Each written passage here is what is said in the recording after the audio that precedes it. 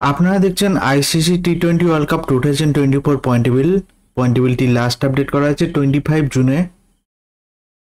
24 জুনে India versus অস্ট্রেলিয়ার মধ্যে ম্যাচ হয়েছিল, সেই ম্যাচে ইন্ডিয়া উইন হয়েছে। তাই আজকের পয়েন্টেবিলিটি ঠিক এরকম। সুপার 8-এ গ্রুপ 1-এ নাম্বার 1 পজিশন আছে ইন্ডিয়া, 3 ম্যাচ খেলে 6 পয়েন্টে। 2 নম্বর আছে অস্ট্রেলিয়া, 3 ম্যাচ খেলে 2 পয়েন্টে। 3 নম্বর আছে আফগানিস্তান, 2 ম্যাচ খেলে 2 পয়েন্টে। 4 নম্বর আছে বাংলাদেশ, 2 ম্যাচ খেলে 0 পয়েন্টে।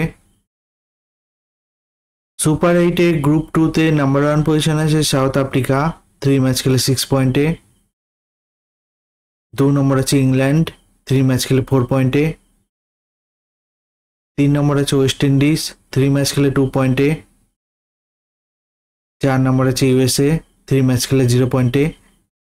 এই আইসিসি টি20 ওয়ার্ল্ড কাপ 2024 পয়েন্টেবিলিটি লাস্ট আপডেট করা হয়েছে 25 জুনে। ভিডিওটি ভালো লেগে থাকলে লাইক, কমেন্ট, শেয়ার করবেন।